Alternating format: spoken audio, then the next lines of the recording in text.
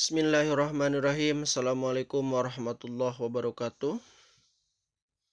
Alhamdulillah pada hari ini para mahasiswa sekalian, kita bisa melanjutkan perkuliahan statistika.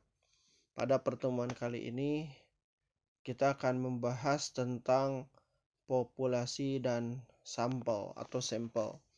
Di sini ada dua jenis yang akan kita bahas, yaitu pada penelitian kuantitatif juga pada penelitian kualitatif. Nah, ini cakupan pembahasan. Pertama itu tentang populasi, yang kedua sampel, yang ketiga sampling dalam penelitian kuantitatif, dan yang terakhir sampling dalam penelitian kualitatif. Jadi ada 4 pembahasan. Nah, ini sebagai pendahuluan ada dua cerita. Cerita pertama, ini ada seorang ibu sedang berbelanja jeruk di pasar. Ia hanya mencoba sebuah jeruk dan menyatakan bahwa jeruk itu manis. Lalu dia membelinya 1 kilo.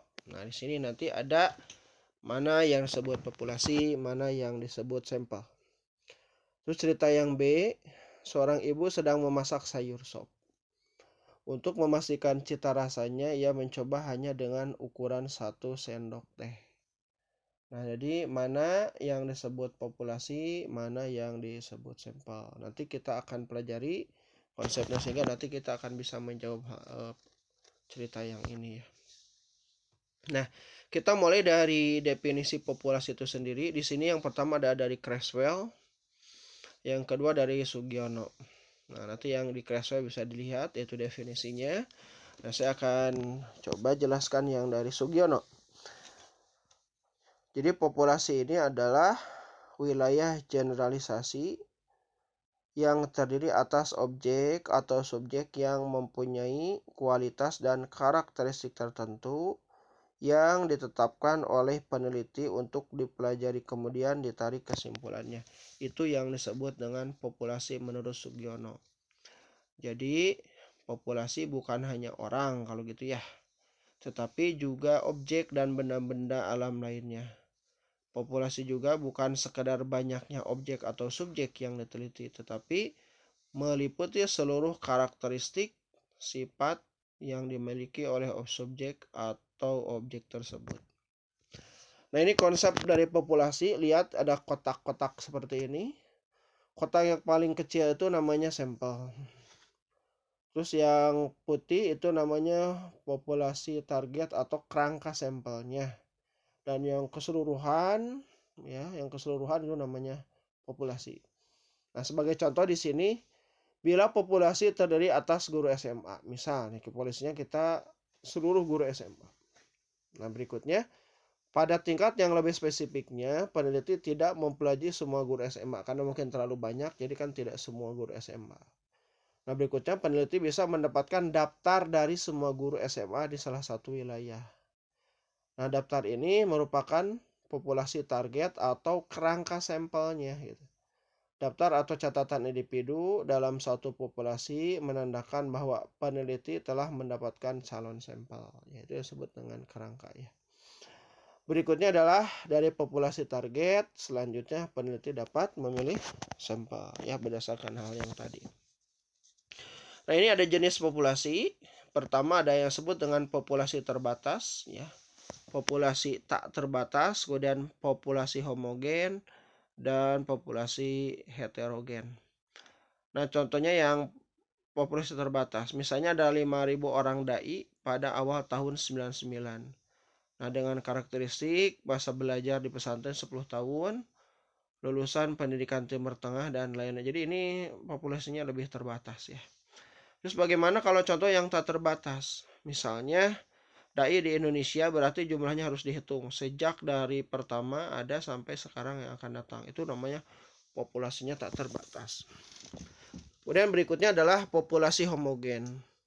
Misalnya seorang dokter yang akan melihat golongan darah seseorang, maka ia cukup mengambil setetes darah saja. Nah, dokter itu tidak perlu 1 botol sebab setetes dan sebotol darah hasilnya akan sama saja. Itu yang disebut dengan populasi yang homogen. Yang keempat, populasi heterogen, misalnya jumlah ulama di Jakarta dan jumlah mahasiswa Islam di Yogyakarta. Keduanya perlu ditetapkan batas-batasnya. Jadi ini masih heterogen, gitu ya, beda dengan yang homogen. Nah, ini berikutnya adalah cara menentukan populasi. Ini menurut Manasseh Malo. Manasseh Malo itu seorang sosiolog juga peneliti ya. Jadi ada 4 tahapan untuk menentukan populasi. Yang pertama dari segi isi, yang kedua satuan, yang ketiga cakupan, yang keempat waktu. Jadi misalnya penelitian tentang alih kode dan campur kode gitu ya. Guru SD negeri di Kecamatan Bogor Timur tahun 2013. Maka populasinya dapat ditetapkan dengan 4 faktor tersebut. Isi, untuk isinya semua guru SD negeri kelas 4 itu misalkan. Kemudian kesatuannya guru tetap, karena nanti sih kan ada guru tetap, ada yang bukan, ada yang nggak tetap. Berikutnya kecakupannya Kecamatan Bogor Timur, jadi mungkin tidak semuanya kan karena terlalu banyak.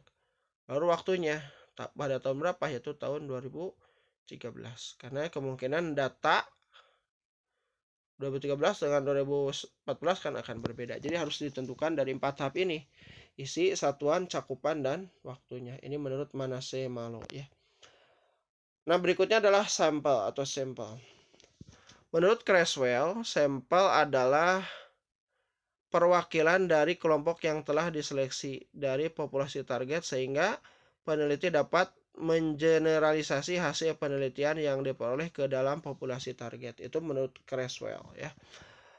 Sedangkan menurut Sugiono, sampel adalah bilangan dari jumlah dan karakteristik yang dimiliki oleh populasi. Jadi, sampel adalah perwakilan atau bagian dari jumlah kelompok dengan karakteristik tertentu yang dimiliki oleh populasi. Sampel yang baik, kesimpulannya dapat dikenakan kepada populasi, atau yang ada istilahnya adalah representatif.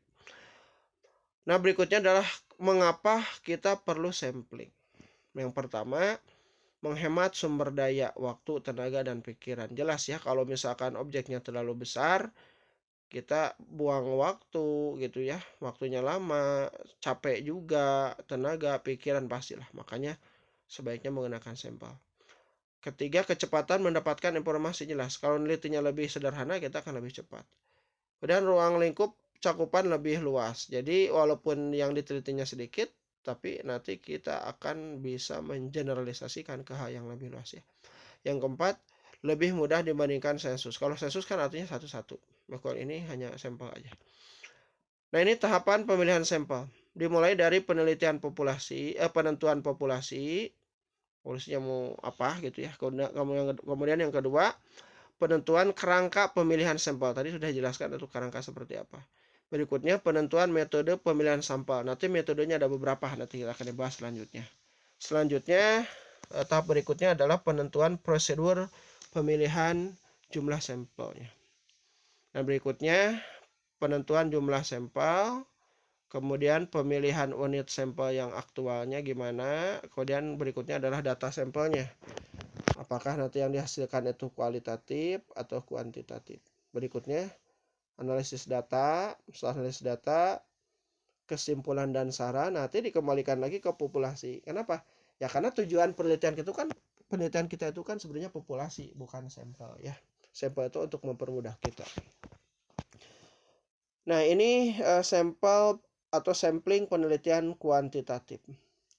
Sampel dalam penelitian kuantitatif dinamakan responden ya, responden. Dan bersifat sampel statistik. Dan sampel harus mewakili populasi dengan karakteristik yang unik atau representatif, artinya mewakili ya. Kemudian keputusan mengenai responden harus dilakukan oleh peneliti untuk memaksimalkan kemampuan generalisasi penelitian. Jadi generalisasi ini artinya kita menyimpulkan dari hal kecil ke hal yang besar gitu. Kayak tadi darah 1 tetes, nanti generalisasinya sama saja dengan darah 1 wadah gitulah, seperti itu. Ini ada bagannya populasi. Kalau direduksi jadi sampel artinya lebih disederhanakan gitu ya. Setelah jadi sampel, setelah didapat informasinya kita generalisasikan, maka jadi lagi ke populasi. Ini disebut dengan model generalisasi penelitian kuantitatif. Dilanjut. Nah, teknik sampling penelitian kuantitatif itu ada terbagi menjadi dua. Yang pertama yang disebut dengan probability sampling, yang kedua non-probability sampling, gitu ya. Pertama, sampel yang probability sampling dulu. Pertama ada simple random sampling. Yang kedua, proportionate stratified random sampling. Yang ketiga, disproportionate stratified random sampling. Yang keempat, cluster sampling atau area sampling ya. Lalu yang non probability sampling ada 6. Ada sampling sistematis, sampling kuota, sampling aksidental, kemudian purposive sampling, kemudian sampling jenuh, dan yang keenam adalah snowball sampling. Ini menurut Sugiono. Nah, ini penjelasannya. Tadi kan ada 4. Simple random sampling itu pengambilan sampel anggota populasi dilakukan secara acak tanpa memperhatikan strata yang ada dalam populasi. Jadi ketika kita ingin meneliti ke kelas, misalkan ada 5 kelas ya, pilih yang mana aja gitu ya. Itu yang paling sederhana, paling mudah. Terus yang sampel ini besar populasi harus diketahui oleh peneliti. Tetap walaupun simpel tapi harus diketahui total besar populasinya. Kemudian populasinya harus homogen. Homogen itu artinya kalau tadi darah gitu ya. Kalau darah itu ya homogen kan, kalau satu tetes dengan yang satu wadah. Jadi istilahnya kalau di sekolah yang disebut homogen itu kita neliti misalkan di kelas tergantung, misalkan kita neliti di kelas SMP, misalkan kelas 7 ada 5 kelas gitu. Maka yang disebut homogen ini kelasnya kelas yang tidak sistem kelas unggulan. Karena kalau ada sistem kelas unggulan nanti tidak homogen. Jadi kelasnya kelas natural aja gitu. Yang berikutnya adalah dapat dilakukan dengan pengundian dan tabel bilangan acak. Jadi bisa diundi, itu ya terserah mau yang mana aja, bebas undi ya bisa aja. Itu maksudnya yang simple random sampling ya. Yang kedua adalah proportionate ya. Stratified random sampling itu digunakan pada populasi yang mempunyai susunan bertingkat atau berlapis-lapis ya. Berarti kayak tadi ya, seperti kelas unggulan pertama, unggulan kedua. Nah, mungkin cocok menggunakan ini. Berikutnya, populasi tidak homogen dan berstrata secara proporsional. Berarti beda dengan yang simpel tadi ya. Berikutnya, kriteria jelas untuk menstratifikasi. Yang keempat, diketahui jumlah tiap tingkatannya pasti ya. Berikutnya adalah disproportionate stratified random sampling. Itu jumlah sampling bila populasinya berserata tetapi kurang proporsional. Walaupun berserata tapi tidak proporsional gitu. Itu lebih menggunakan disproportionate stratified random sampling. Yang keempat adalah cluster sampling atau area sampling. Ini populasi tidak terdiri dari individu-individu, melainkan terdiri dari kelompok-kelompok individu atau populasi mini gitu. Biasa menggunakan seperti ini. Berikutnya digunakan bila populasi tidak mendapat kerangka sampling gitu ya. Nah, ini contoh-contohnya nanti bisa dilihat. Saya akan lihat yang pertama aja. Simple random sampling. Populasi terdiri dari 500 orang mahasiswa program S1. Model samplingnya, jumlah sampel yang ditentukan 150 orang dari populasi. Dilakukan dengan undian maupun tabel bilangan acak. Ya, seperti itulah contohnya. Nanti sisanya tinggal dibaca. Nah, yang kedua adalah non-probability sampling. Ada sampling sistematis, sampling kuota, sampling aksidental, sampling jenuh. Nah, yang sampling sistematis itu teknik penentuan sampel berdasarkan urutan dari anggota populasi yang telah diberi nomor urut. Gitu ya. Kemudian sampling kuota, teknik untuk menentukan sampel dari populasi yang mempunyai ciri-ciri tertentu sampai jumlah kuota yang diinginkan. Yang kedua, sampel diambil dengan memberikan jatah atau quorum tertentu terhadap kelompok. Boleh seperti itu. Terus sampling aksidental, teknik penentuan sampling berdasarkan kebetulan, yaitu siapa saja yang secara kebetulan bertemu dengan peneliti dapat digunakan sebagai sampel bila dipandang orang yang kebetulan itu cocok sebagai sumber data. Kemudian sampling jenuh, ya, yaitu teknik penentuan sampel bila semua anggota populasi digunakan sebagai sampel, berarti semuanya itu ya. Kemudian dilakukan bila jumlah populasi relatif kecil. Jadi kalau kita ingin meneliti di sebuah sekolah, gurunya, karena gurunya sedikit, ya cuma 10 kan, itu bisa diteliti semuanya, bisa dijadikan sampel semua. Ini namanya sampling jenuh. Nah, ini contohnya. Contoh saya ambil yang pertama, misalkan sampling sistematis, yaitu anggota populasi yang terdiri dari 100 orang. Dari semua anggota itu diberi nomor urut, yaitu 1 sampai dengan 100. Pengambilan sampel dapat dilakukan dengan nomor ganjil saja, genap saja, atau kelipatan dan seterusnya. Itulah contoh sampling sistematis. Yang selanjutnya nanti bisa dibaca ya selainnya. Nah, berikutnya adalah menentukan ukuran sampel yang kuantitatif. Pertama, karakteristiknya ada tujuan penggunaan, ada bentuk, ada asumsi taraf kepercayaan, ada asumsi taraf kesalahan gitu ya. Pertama, tujuan. Ini untuk tujuan bisa menggunakan tabel Krejci dan Morgan, bisa menggunakan tabel Isaac dan Mikhail, kemudian bisa menggunakan rumus Slovin gitu ya. Misalkan saya ambil yang pertama aja deh, menurut tabel Krejci dan Morgan. Untuk tujuan penggunaannya menduga proporsi populasi. Untuk bentuknya tadi dari 2 kolom, untuk ukuran populasinya itu N besar, dan kolom untuk ukuran sampel itu N kecil. Jadi populasinya N besar, sampelnya N kecil. Kemudian ada asumsi taraf kepercayaan 90% memakai kuadrat. Jadi biasanya penelitian itu ada yang 95% taraf kepercayaan. Jadi tidak menjamin 100%. Jadi kalau penelitian itu tidak menjamin 90%. Ada yang 95% gitu ya. Taraf kepercayaan berarti asumsi taraf kesalahannya masih ada 5%. Jadi maksudnya gini, disebutnya itu kalau dalam kalau dalam Quickon itu ada disebut dengan sebutnya itu margin error, itu 5%. Jadi kalau misalkan kita neliti 100 orang gitu, maka margin errornya bisa 5 orang lah gitu. Jadi kalau kita nentuin 100 itu bisa, arti yang realnya bisa 95, bisa 105, atau bisa 100, itulah maksudnya. Jadi 5%. Berarti taraf kepercayaannya ada 95% gitu. Nanti yang tabel Isaac dan Mikhail bisa dilihat juga yang rumus Slovin ya. Nah, ini contoh menentukan ukuran sampel. Pertama, misalkan menggunakan tabel Krejci-Morgan. Misalnya jumlah populasi 1000. Maka dapat secara langsung melihat tabel lampiran 1. Nanti ada tabel di buku statistik, itu ada tabel-tabel ini ya, nanti bisa diperoleh. Diperoleh jumlah sampel sebesar 278.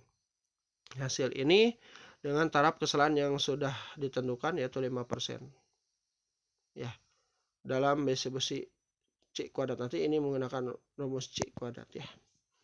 Ini lebih ke dalam, lebih jauh ya. Berikutnya yang kedua adalah sampling penelitian kualitatif. Jadi penelitian itu kan secara umum nanti ada 2. Penelitian itu ada yang kuantitatif, itu sebenarnya yang berhubungan dengan angka-angka. Kalau kualitatif itu tidak berhubungan dengan angka-angka. Walaupun nanti ada jenis penelitian lain yang disebut dengan mixed method. Mixed method itu artinya menggabungkan antara penelitian kuantitatif dan penelitian kualitatif itu ya. Oke, dilanjutkan ya. Populasi dalam penelitian kualitatif dinamakan situasi sosial gitu ya, agak beda. Objek yang ingin dipahami secara mendalam. Kemudian sampel dalam penelitian berupa partisipan atau narasumber. Jadi sebenarnya di kualitatif agak berbeda dengan yang di kuantitatif ya. Kemudian sampel dalam penelitian kualitatif berdasarkan atas informasi yang maksimum atau bukan statistik. Berikutnya, teknik pengambilan sampel bersifat purposive, snowball, dan grounded theory. Jadi kalau snowball itu kayak gimana ya? Misalkan ini, kayak bola bergulir gitu ya. Jadi ketika kita nanya, misalkan kita nanya ke salah satu guru, cari gali informasi sampai dia jenuh gitu, sampai kita maksudnya kita dapat informasi dari dia, kita tanyakan lagi siapa yang tahu hal ini, misalkan ke guru lain, kita tanya lagi dari guru B, ada lagi nggak yang bisa kita tanya? Guru C, pindah ke guru C. Ada lagi nggak? Ke guru D. Sampai datanya jenuh. Jenuh artinya gini, ketika A, B, C, D itu informasi sudah jadi sama. Nah, itu udah jenuh. Gitu. Kalau beda-beda terus gali. Itu namanya pakai snowball ya. Berikutnya kegiatan eksplorasi melalui pengamatan, wawancara, dan telaah dokumen. Eksplorasi itu menggali lebih dalam ya. Kemudian dilakukan saat mulai memasuki lapangan dan selama penelitian berlangsung. Berikutnya, peneliti dapat menetapkan sampel lainnya yang dipertimbangkan akan memberikan data yang lebih lengkap. Dan berikutnya, apabila penentuan unit sampel dianggap telah memadai, data telah jenuh, maka tidak perlu lagi menambah sampel sebagai informasi yang baru. Tadi yang sudah dijelaskan ya. Hasil penelitian dapat ditransferkan atau diterapkan ke situasi sosial tertentu, tapi tidak digeneralisasi. Jadi kalau kualitatif itu apa ya, bisa diterapkan ke hal yang lain yang mungkin yang mirip-mirip lah. Tidak generalisasi secara umum seperti yang di kuantitatif ya. Tentunya yang kalau di sini bahasanya ditransferkan atau diterapkan ke situasi sosial di tempat lain yang tentunya yang mirip-mirip gitu ya. Nah, ini adalah model generalisasi, tabelnya ada bagannya, model generalisasi penelitian kualitatif. Hasil dari A dapat ditransferkan hanya ke B, C, dan D. A ya, B, C, D. Kenapa? Jadi kayak saya juga katakan tadi, bisa yang situasinya sama. Kalau B, C, D, kalau anggap A itu sebagai persegi panjang, B, C, D kan persegi panjang, jadi karakternya mirip gitu. Beda dengan E dan F gitu ya. Nah, berikutnya teknik sampling penelitian kualitatif ya. Pertama, tadi sudah jelaskan bisa purposive sampling, yang kedua bisa snowball, dan ketiga grounded theory. Nah, yang purposive sampling dulu. Prosedur di mana peneliti mengidentifikasi informasi kunci. Nah, orang-orang yang memiliki pengetahuan khusus tentang topik yang sedang diselidiki gitu ya. Misalnya penelitian tentang kondisi politik, maka sumber datanya adalah orang yang ahli politik, harus gitu ya. Kemudian snowball, teknik pengambilan sampel sumber data yang pada awalnya jumlahnya sedikit, lama-lama menjadi besar. Misalnya penelitian kasus korupsi Hambalang. KPK meminta sejumlah saksi dan bukti dari tersangka yang terlibat korupsi sebagai sumber data. Ya, selama masih ada yang bisa kita wawancarai gitu. Terus. Kemudian grounded theory, prosedur di mana mengumpulkan pengamatan, percakapan, wawancara, catatan publik, responden buku, harian, dan jurnal. Kemudian kajian dalam bidang pendidikan, sosial, keperawatan, ilmu politik, dan psikologi. Grounded theory gitu ya. Nah, di sini peneliti sendiri sebagai persona refleksi atau instrumen penelitian. Gitu. Karena gini, kalau kualitatif kan itu nanti fleksibel. Misalkan bisa dengan wawancara gitu. Kalau dia wawancara ngomong, nah, si peneliti ini juga bisa dijadikan instrumen. Beda dengan kuantitatif. Kalau kuantitatif kan biasanya kita sudah bawa lembar jawaban yang harus dijawab oleh objek kita. Nah, itu kan instrumennya berarti kertas. Nah, gitu. Kalau kualitatif bisa orang itu, si peneliti itu sendiri yang menjadi instrumennya gitu ya. Nah, ini proses pengambilan sampel sumber data dalam penelitian kualitatif. Ya, ini bisa seperti ini. Nah, pengumpulan data zigzag dan analisis mencapai kejenuhan kategori atau grounded theory. Ya, seperti ini bagannya. Dan seterusnya ya. Nah, berikutnya adalah hal yang penting, yaitu kesalahan sampling. kesalahan pada kesalahan cakupan misalkan ya. Kesalahan yang terjadi bila elemen sampel tertentu tidak diperhitungkan atau bila seluruh populasi tidak diwakili secara tepat oleh kerangka sampel. Jadi ini kesalahan dalam cakupan nih. Nah, harusnya gimana? Peneliti harus menyeleksi sendiri dengan memiliki daftar sampel yang telah tersusun. Jadi ngecek ulang, cek lagi. Yang kedua adalah kesalahan dalam samplingnya, tidak memperkirakan nilai populasi. Nah, peneliti menyeleksi besarnya sampel dari populasi yang mungkin. Kemudian berikutnya kesalahan pengukuran tidak berdasarkan pertimbangan teoritis. Mana suka, ya suka-suka artinya. Seharusnya peneliti menggunakan instrumen yang baik, jelas dan tidak ambigu, baik pertanyaan maupun pilihan jawaban. Yang berikutnya kesalahan non-respon. Kesalahan akibat perbedaan statistik atau survei yang hanya memasukkan responden yang merespon dan juga responden yang gagal tidak merespon. Seharusnya peneliti menggunakan prosedur administrasi yang ketat untuk mencapai tingginya tingkatan jawaban yang mungkin. Nah, ini ringkasan materinya ya. Tahapan pemilihan sampelnya dari penentuan populasi untuk kuantitatif besar ya, orang, benda, hewan, tumbuhan. Kalau kualitatif itu kecil, situasi sosial aja. Kemudian yang kedua penentuan kerangka pemilihan sampelnya. Pertama, kalau kuantitatif harus representatif, harus mewakili populasinya. Di kualitatif juga tetap harus representatif. Kemudian penentuan metode pemilihan sampel bisa probability dan non-probability. Kalau yang kualitatif menggunakan purposive sampling dan snowball sampling. Kemudian penentuan prosedur pemilihan jumlah sampelnya. Kuantitatifnya pakai sampel statistik. Kalau kualitatif menggunakan sampel teoretis gitu ya. Kemudian penentuan jumlah sampel ditentukan sejak awal. Kemudian tergantung pada tingkat ketelitian atau kepercayaan. Kalau yang kualitatif berkembang selama proses penelitian, kemudian informasi yang maksimum. Pemilihan unit sampai aktual. Yang kualitatif harus dikontrol. Kalau yang kualitatif redundansi, ada datanya telah jenuh. Kemudian data. Kuantitatif bisa random atau acak. Kalau kualitatif bisa deskripsi, narasi, ucapan, catatan, lapangan, video, dan transkrip ya. Kemudian pelaksanaan penelitian setelah selesai pengumpulan data, kemudian deduktif menggunakan statistik untuk pengujian hipotesis. Kalau yang ini yang kualitatif terus-menerus sejak awal sampai akhir penelitian, kemudian induktif mencari pola, model, dan teori. Kemudian hasil penelitian, kalau yang kuantitatif itu digeneralisasi ke dalam populasi. Jadi ketika yang tadi ya contohnya kalau minum kopi yang sudah diaduk rata ya, ketika yang satu sendok manis maka kita generalisasikan bahwa yang satu gelas juga manis ya. Kalau yang kualitatif itu ditransfer ke dalam kasus sosial yang diteliti. Artinya ditransfer itu sudah dijelaskan sebelumnya harus yang identik. Kalau yang tidak identik itu tidak bisa disamaratakan.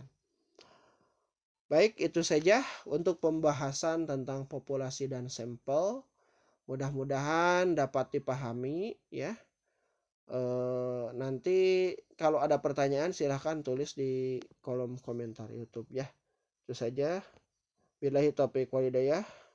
Assalamualaikum warahmatullahi wabarakatuh.